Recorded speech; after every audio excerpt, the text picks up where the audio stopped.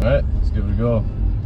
Hey guys, what's going on? It's Rainer here on what might be my first ever podcast that I've hosted with special guest, my mother, Michelle.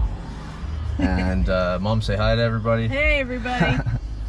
And so we've got a lot done today. We measured the length of my hair. It's 19 inches. 19 inches Pretty on awesome. top. A lot longer than I thought.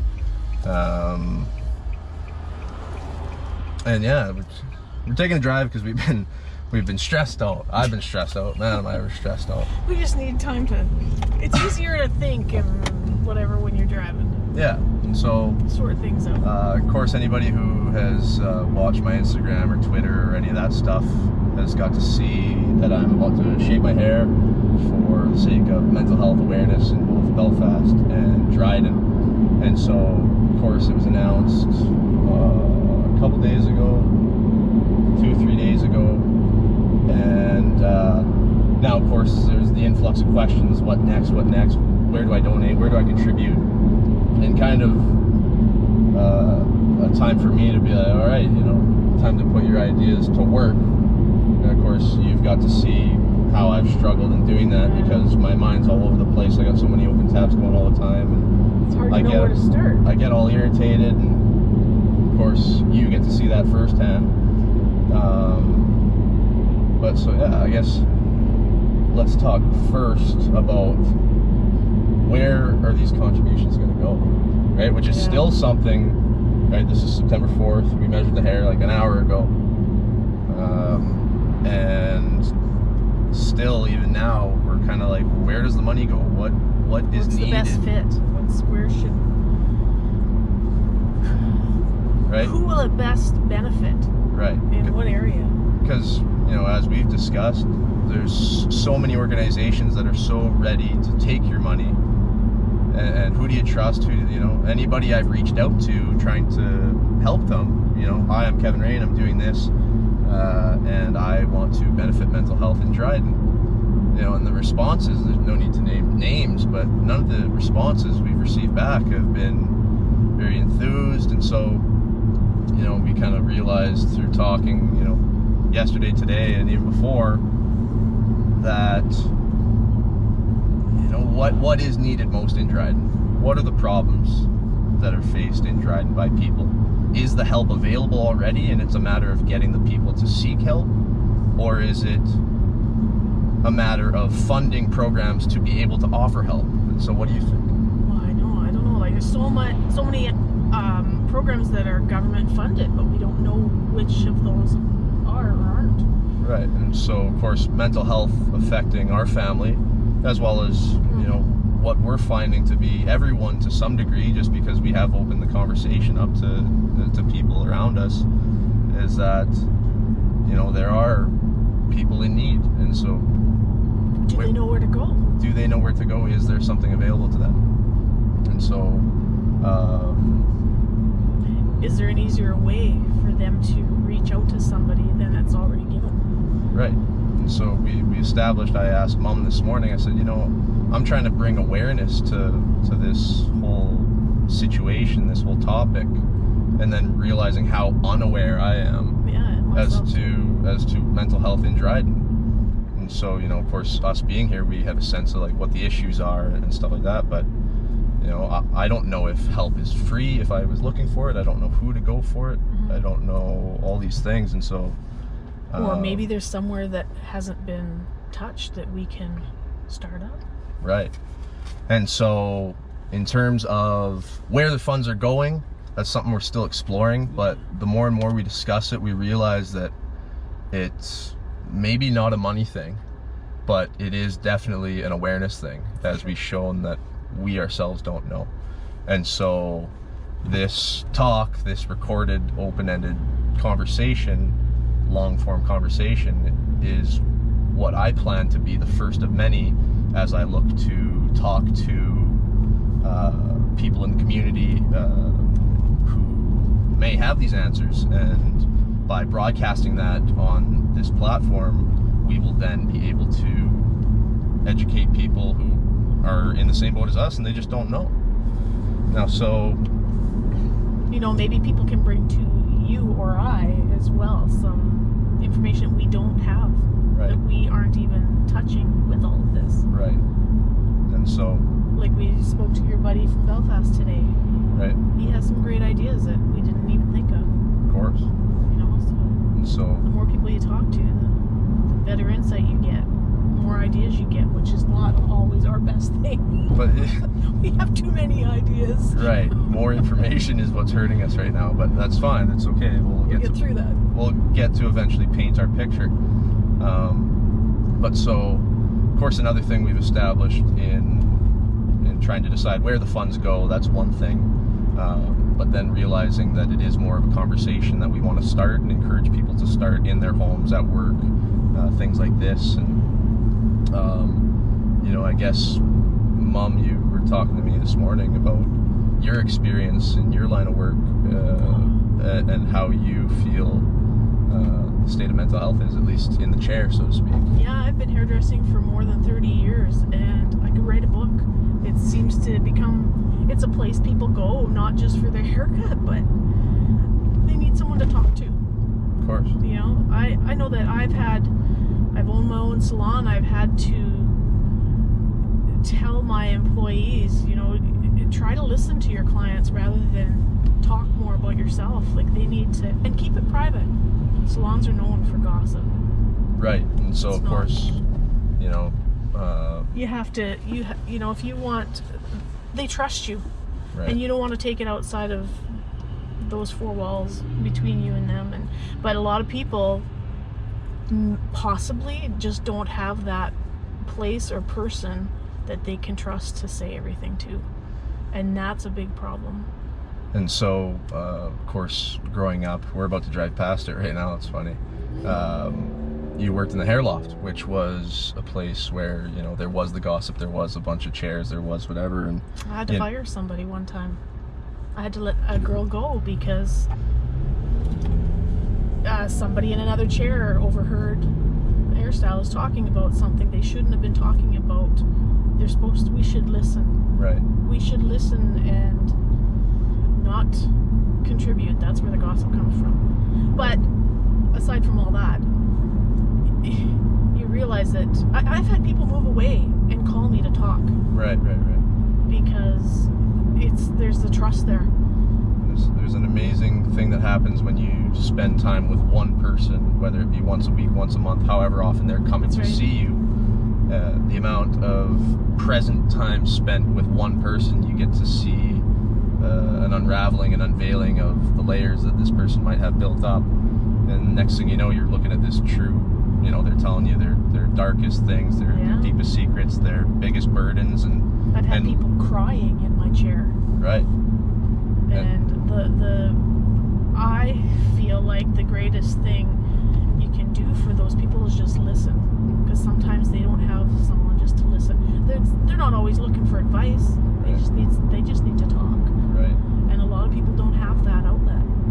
Talk and vent, and you know, of course, a big part of this whole experience and us having this talk and conversations that are meant to happen eventually, I want to share a little bit about my mental health and my mental health journey and what that's looked like. And of course, you've seen every step of the way and understand full well that I, you know, especially might just need somebody to listen, because you know how stubborn I might get when you try to advise me on how I should be in a situation or how I am. But of course, if I'm in a state where I'm so wound up or so feeling so strongly about a given thing or a given set of things that are driving me nuts at a given time, you know, you got to let me cool off before you can talk some sense to me. Yeah.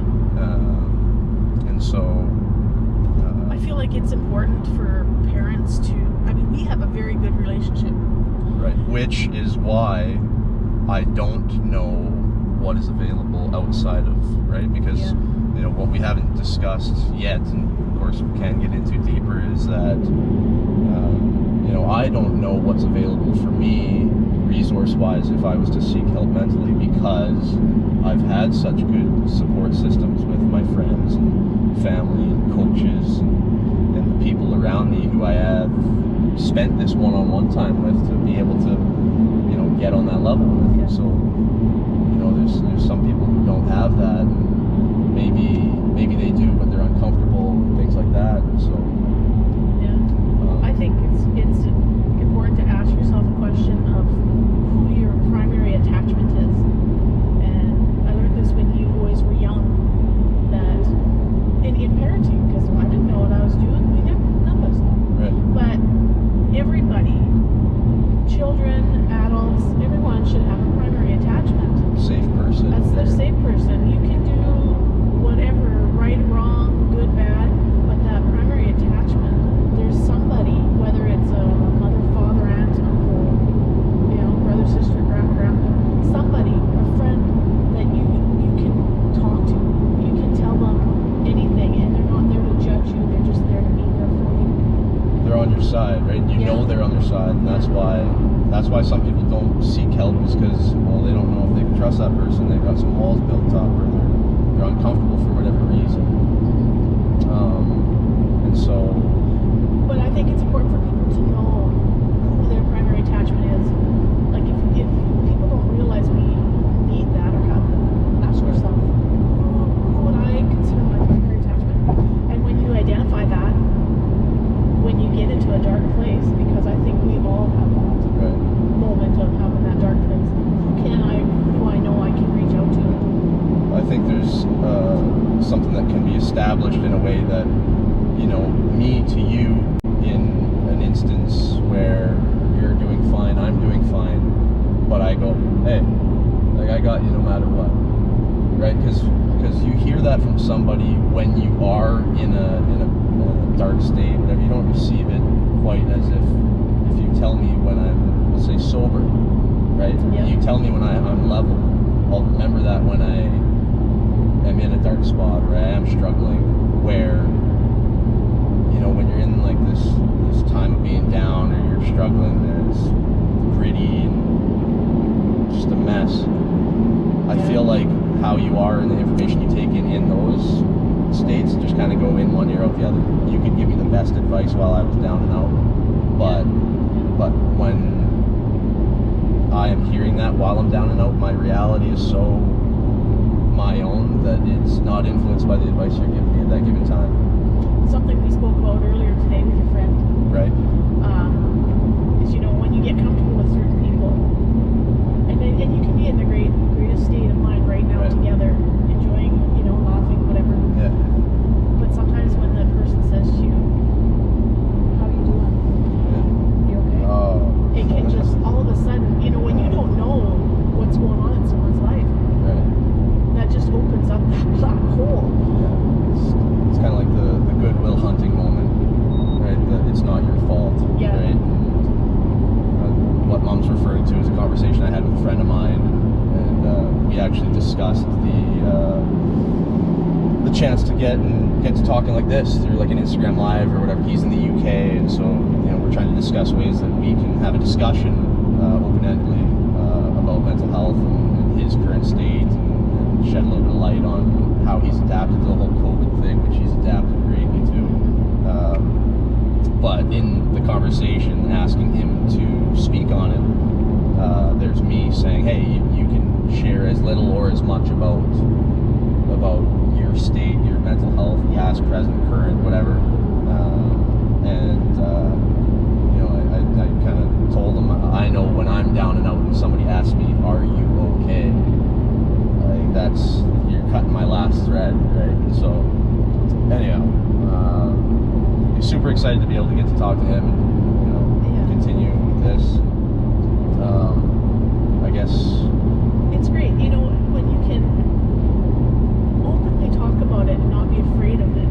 right, Because, and I think for you and I, it's because we've had to deal with mental health. right. There's people that have never dealt with their mental health. Right. Like, never tackled it. Like a Deal friend. with it, but never like actively tried to. Like there's another friend of yours that we spoke with, and they seem very closed to being open Absolutely. to the issue. And there's so many different stages to it, you know, but that person knows today Yeah. that no matter what, there's you and I. Right. We might not there. We're there, and we're open. And you know, it's people who are not ready to speak and not willing to tackle their own issues actively. You know, of course, we all have ways that we, you know, deflect or hide or bury or avoid these different feelings, like maybe the person we're talking about. But you know, Even by us talking as openly as we have, it's okay. Well, you know, they get to sit and take notes. They get to see and reflect and say, well, you know, if I did say this about how I'm feeling, they wouldn't have anything bad to say. They wouldn't judge me. I trust that now, and allow them to take those first steps. It shows them that it's not so difficult to open the dialogue with certain people. Some people you can't, but they, you know, they're not aware. Maybe they're just not aware. Right. You know, there's using us again. There are times when I know, as your mom, something's wrong, and I can say, "Yeah, what's going on?" And then sometimes I press, and you're like, "Look, we either shut it down or I have to leave." You know. But I feel, and maybe I'm wrong, but I feel like because you know I'm there and I'm willing. Right. When you're ready, you come back and we talk. Right. I know myself when I'm struggling, I remove myself. I push people away. I don't accept the help that's given to me. I don't know if I call it suffering in silence. I don't think I'd like to call it that, because I know that when it's past, I know that I talk about it then, right? And so, you know, for example, a couple weeks ago, right? That's what you're referring to.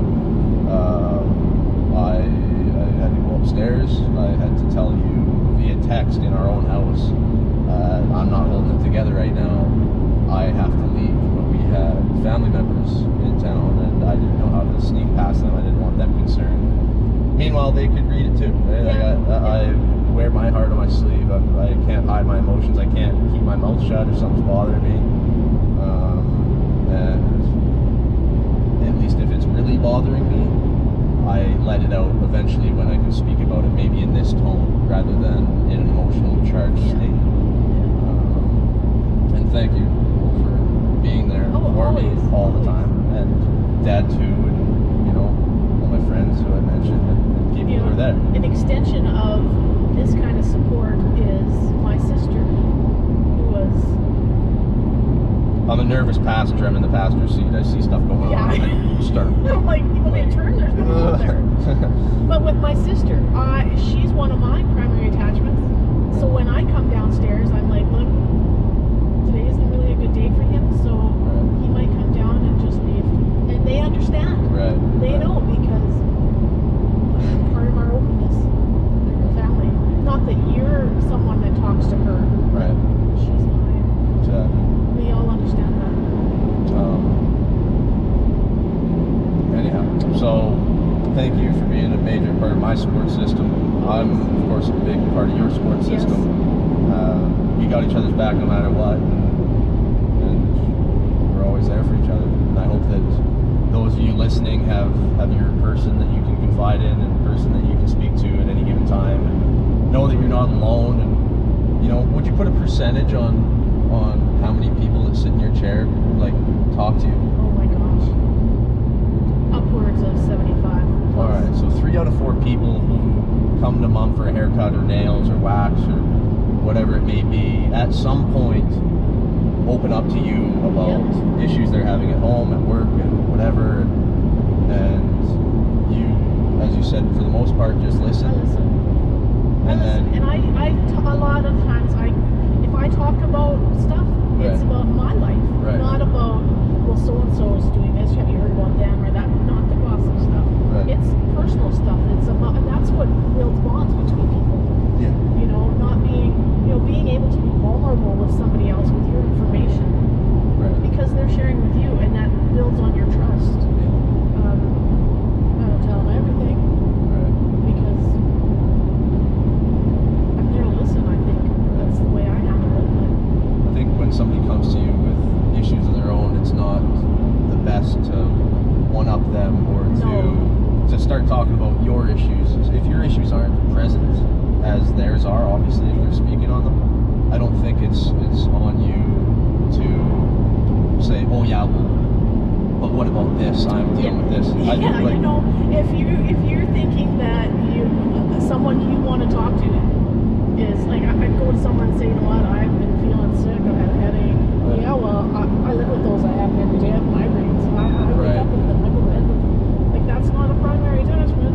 right. That's not probably your support system, because it's about them. Right. And those people are easy to recognize. Yeah. And they're not bad people. They're just Yeah, it's just how it's, you know, the idea that you have 2 ears and 1 mouth, and maybe you should use them proportionally. You know, that's so like, good. I love that. like let's listen when we're meant to listen, and let's speak when we're meant to speak. And It's so common that people don't listen as much as they should. right. You know, people need to remain objective. Yeah. And I say that not even just the person you're talking to. Everybody should be objective in the sense that there's two sides. Listen, just listen. Right. You know, and you don't have to fix everyone's problems, but having someone listen makes a difference. So, of course, a big part of this is me wanting to shed light on my mental health, my story, and maybe not the nittiest and grittiest of what I go through, but, you know, to say that, you know, when Mom can speak on it, she gets to see me when I'm at a low point. I suffer mentally. I guess depression, anxiety. Then that's shown through, you know, some irritability. Very, very irritable. Frustrated. And I guess I'd like you to tell me about my mental health from your perspective, because I think your perspective is the closest perspective, maybe the most real perspective, at least right now, within the last few months. For yourself? Yeah. Tell me about me. Tell them about me, and I'll try to hold it together if it gets too real. You need to stay busy. Right. You're a critical thinker all the time. Yeah. You're your own worst enemy. Right. Anything that people see in you, the good qualities in you, you can't even see it yourself. Right. Are we talking just mental illness or just who you are? Well, mental health, I guess, right? Mental illness, right? I guess the roller coaster, right? I ride a roller coaster. Yeah. No doubt. I think a lot of people do. I think everyone does. It's just how often they get to go through a loop or go for a whoop, or, you know, everyone's got stuff that they are challenged with, some more present or less present than others. And so, of course, my current reality is the fact that I might be retired because of COVID. Yeah. I might never play hockey again because of a disease that has suddenly canceled all hockey. Not some, but, you know, obviously canceled or might cancel. How do you feel about that? Do you feel about it, or are you not looking at it? Well, it's a wrench in my program. I was meant to play however many more years. I've played for so long. I've sacrificed a lot to go and play. You know, spend a lot of time away from home, and, you know, I seasonally get to just drop everything and then go, and that's a lifestyle which you and I both know has not been suited to me. No, I find, you're accustomed to that. I mean, no disrespect to the whole situation, but you have not had, your whole life is in a couple bags. I'm not, my bags aren't even unpacked at home right now. No, you've got a hockey bag, which is bigger than your belonging bag. Right. Because of your career, we're kind of stretching on to a different topic here, but it might add to the mental. Well, but your life is. We might have to do an episode 2. Yeah. Your life is about on the go all the time. You're moving all the time.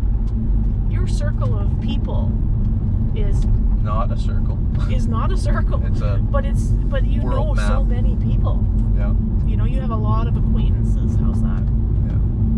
And that being said, Kevin, many are in that handful of people that you can go to? Well, It's probably bigger than some. Right. I have great friends. I have met so many great, amazing people along the way. Everyone is awesome.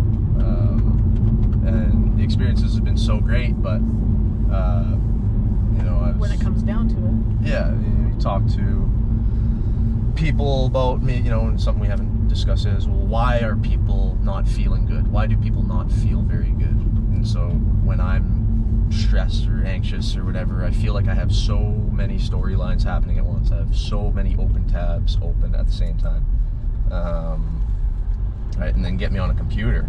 Right? Oh, wow. I already got 10 tabs open upstairs. It's like I got 10 different TV series. I'm just like trying to watch them all at the same time. And then what does that result in? Well, I'm pinballing around the kitchen. Yeah. Hey, you I feel like this morning? Yeah. Right? Hey, you hungry? No. I gotta do this. I gotta do this, and then. Well, last night you were all over. That was when you were pinballing. You were in the living room, the kitchen, from one corner to the other. Accomplishing nothing. Nothing. Wandering. Just like, you okay, Kev? Because yep. Fine. Yeah. You hungry? No. Want to chat? No. Okay. I might just go out for a bit. But so discussing with a friend why people are sick, and I think that the problem lies in, a lack of presence. I'm not present most of the time, I don't think. But if I'm like we're talking right now, right? Like I don't have a phone. I'm checking my phone to make sure we're still recording, so we're not missing any of this.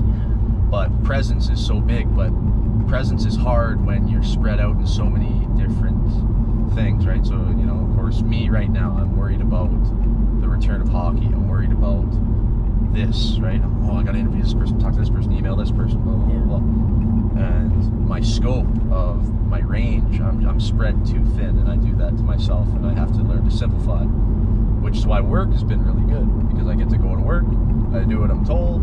Takes your mind off. Takes my mind off of all the noise and all the tabs and all the things I feel like I should be doing or feel I have to do. And something that I think when you asked me earlier to describe you or to talk about you, what people might not realize is you're very humble. You're not about bragging about who you are or what, where you've been or any of that. But you like to keep things very real. Right. And I recall stories from you when you've gone to play hockey in this city or that city. You saying, I'm going to use an example of something, but no names. Right. I remember you saying one time that you just went to this arena and watched a random hockey game. I might be off on details, but the point of it is still the same. And you met somebody. Right. Just somebody you chatted with. Yeah. And then maybe you went for coffee or something. And what you loved about it the most, I think, was that they liked you for who you were. Right. And not the hockey player, because they don't know about you. Right. And I think that because of your career, you can't get away from that. Well, when you're in a city and people come up to you, I was with you. Right. People come up to you and they want a picture, or they want an autograph, and that's awesome, by the way. It's all fine. It is awesome. It's awesome. But when we get down to who you are, right? I mean, yeah, you need acceptance from people that know who you are. Right. Right. Yeah, all of that is still great. Actually, I think it's kind of cool. It blows my mind. But I'm trying to follow up on kind of what you were saying. I've always, kind of who you are versus what you do, and tried to. What you do kind of is who you are, but. Kinda, but not necessarily, right? And the stigma around maybe, and this is getting into a whole different avenue. The stigma behind maybe being a hockey player, or now in present time being a cop, or being a this or being a that, right? That I touched on recently in a Black Lives Matter post that there's a small amount of people in every community that kind of give the rest a bad name. Yep. And me being who I am, I want to prove to people that I might not be what they think I am. I'm not. You're more in a better way, I think. I mean, I'm not trying to make you. I'm not trying to blow you up to be this great guy and all, but you are. Thanks. But you care about people, and that's Right. what this whole campaign is about. Right. Is a way for you to support other people and care about other people and help. Yeah. You know, and anyway, I think I lost my train of thought too. I was on some. I was talking about the scope of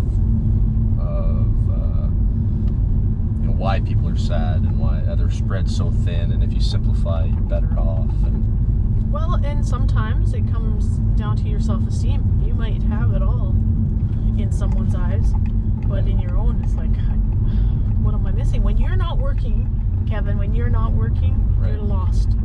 right, Not always. not always.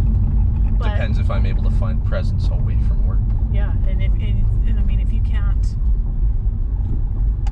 is that it? Yeah. Going right by. What am I doing here? Taking a ride out to camp, she forgets where camp is. Yeah, how can I? I'm thinking 2016. That's a long time ago. But yeah, you need to keep busy. You're so used to being on a schedule and keeping busy, and without your hockey right now, you Right. don't have that schedule other than your work. So that's what leads you to pinball. Yeah. And So that's a little bit about me. As we kind of said, touched on a lot of anxiety, depression, which I've worked on. That's something we haven't mentioned yet. I quite recently, within the last year, have taken steps in identifying and recognizing that I struggle at times and that I need to take an active approach in taking care of myself. And so story for another day is how that came to be, but long story short being that I knew about it. I knew that even I would have said, yeah, you should get help, you should seek help, you should this. And it was in a one simple conversation with a friend who was so nonchalant and so relaxed and so comfortable with talking about their own mental health that put me back a little bit and kind of made me go, like, that was almost too easy. And then putting myself in those shoes, imagining, is that easy for me? And if it isn't, well, then why? And so then eventually asking that same friend, hey, you were talking about this, and a pretty emotional conversation where I then told them, like, I need to seek help. Like, I need help. Can you refer me to your person who you've spoken highly of with regards to how you've coped with your mental health and stuff like that? And so it's been, like I said, a little under a year maybe that I've started to go see somebody. I haven't in a while, but that's because they were in Belfast and they were a resource for me in Belfast to get things out, and highly recommend that if you are struggling, to go seek help of a professional who can sit and listen and very educatedly tell you what they think and advise you and kind of tell you how to work on your game, essentially, right? Like, it's just coping, just some tools that you might need, like meditating, right? Habits, nutrition, level of activity, getting out of the house, screen time. Sometimes we isolate ourselves, and we have to recognize that is probably contributing to depression. Right. And it's hard. It's not easy to get yourself out when you're feeling that way, but there are tools for that. How do you feel about technology and how it's affected mental health on both personal scale and large scale? Well, look at Facebook as a prime example. Some people, that's their lives. But how interactive is that really? It's meant to be interactive, but it's proving that it is keeping people from interacting at all. Yeah. And problem that I see in people even close to me is that they're addicted. I mean, I'm addicted. Yeah. I'm on my phone all the time looking at nonsense of stupid selfies and cat videos. And how often have you thought, I gotta look that up on the internet? You get on your phone, the first thing you do is go to Instagram or Twitter or Facebook, and you can't even remember what you picked your phone up for because there was something you were going to do. And where was I going? Was I going to my bank? Was I looking something up? idea. Was I? You know, our memories are short-circuiting. Our attention spans are shot. Yes, and that's, you know, and something because I'm a little older. We didn't have all this when I was your age. Right. And dating was different. Dating itself was so Very. different. Right. Like, I remember kids, like even people whose hair I've done, saying that they've met somebody on some dating thing. Like, Right. how many teenagers need a dating app? I don't get it. Don't you see everybody at school every day? Right? But they can say whatever they want through this. Which way? Wherever you want to go. They can say whatever they want on the phone, but when they finally meet up with them, they got nothing to say. Well, and you know, it's similar to the whole keyboard warrior thing. Like, people get to say whatever they want online because there's a serious lack of accountability behind what they actually say. Yeah. Because they're not saying it to anybody; they're just saying it. And you know, it makes, you know, now we're talking about bullying, and we're talking about, you know, what do they call them? Trolls online. Yeah. And Catfish. you know, would you not call a troll a bully? I had this conversation the other day. And then I'm all over the place. Right? Open tabs, Yeah. malfunction. All right, let's get back on track here. In a discussion you and I had today, this morning, like, this podcast could have been like an all day long thing. You proposed the idea of like a forum or a message board, a community, this or that or that. Yeah. And I said, fuck no. And it is my channel, I get to talk how I want to. That's right. And I said that because there's no way, because it just opens the door for people to come and shit all over it, because people live for that, they do it for fun. And I said, you know what, anything that is posted either by us or for us or in the name of Personal Best Hockey or my name or anything is not going to have a community, a side plot, you know, messaging system, because it just opens the chance for people to infect it with their negativity and their... And it's hard to know who's doing that. Right, and Which is really sad, because you or I could very easily be a part of that, where I would, if someone needs to talk, call me. Right. Right? Because I would never turn anybody away. Right. Needed someone to talk to. Right. So anyway, long story short, there will not be an online forum of any kind, because it leaves the window open for people to ruin it, as they do, right? You look at posts on any platform of any, like, degree, and there's somebody making a comment to, you know, either you know, get people thinking, or to hint at something else, or to outright, like, humiliate, or to just you know,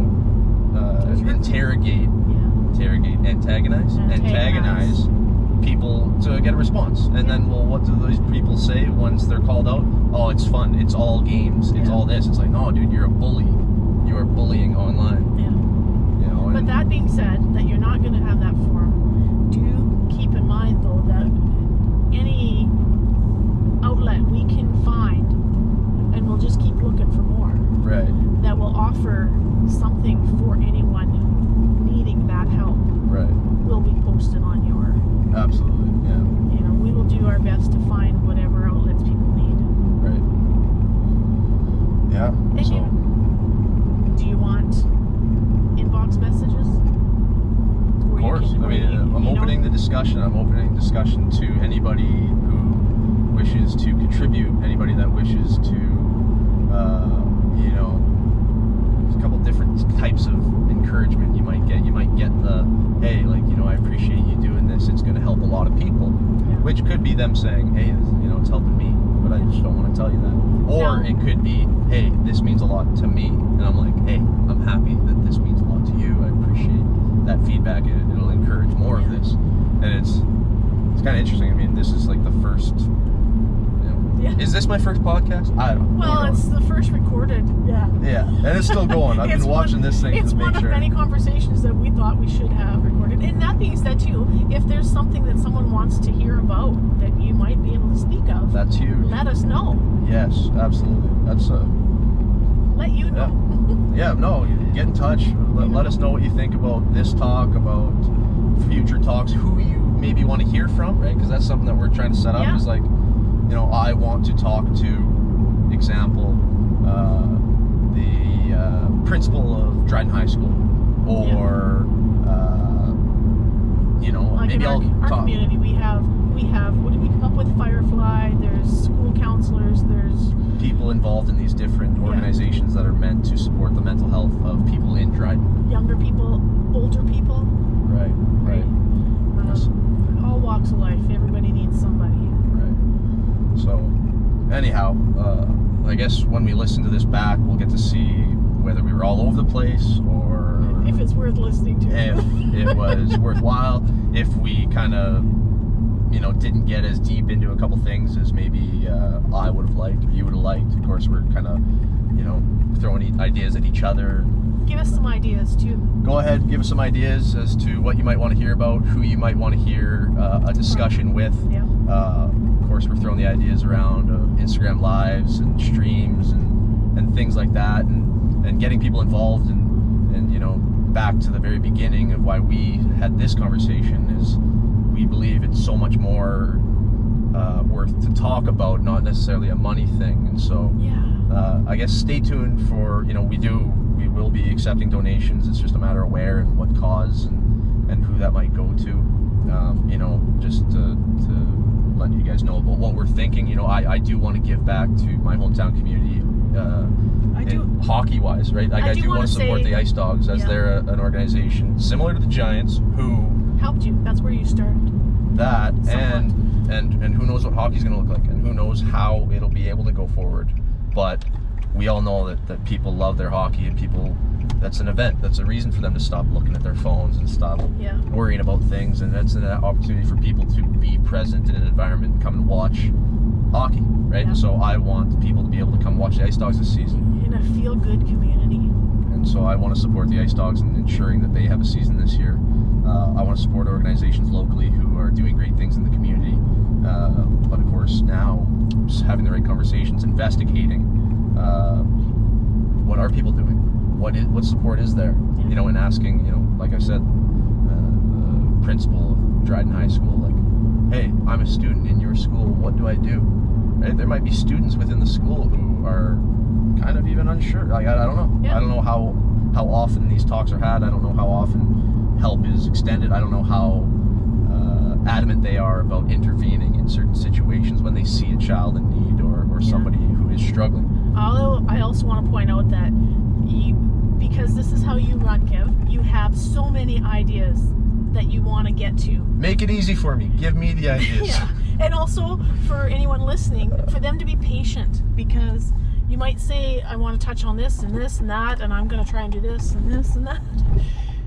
I might talk about it all and not do any of it, but if I it'll happen in due take time. one step at a time, we'll get there. And that's, But that that's was your the whole vision. Right. That's all part of your vision, and it's slowly but surely coming together. Right. So patience. And so super happy for all of those who got to tune in, get a little bit of insight, and excited to share more and more insight as I continue to speak about my own mental health and the state of mental health in our communities, and what is going well, what isn't going well, what can be done better, and what we can do through this campaign and beyond to help assist in bettering everyone's mental health and ensuring that everyone is in pursuit of their own personal best. Perfect. All right, see you guys next Talk time. soon. Thank you guys so much for tuning in, and to contribute to the Action Mental Health Just Giving page in support of mental health in Northern Ireland, please follow this link.